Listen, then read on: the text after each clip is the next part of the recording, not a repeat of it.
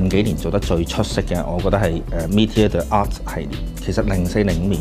已經開始係復興翻以前嘅一啲裝飾藝術喺個標盤上邊，我哋再重現翻俾大家知道。糅合咗嘅就係琺瑯彩啦、雕刻啦、寶石鑲嵌啦，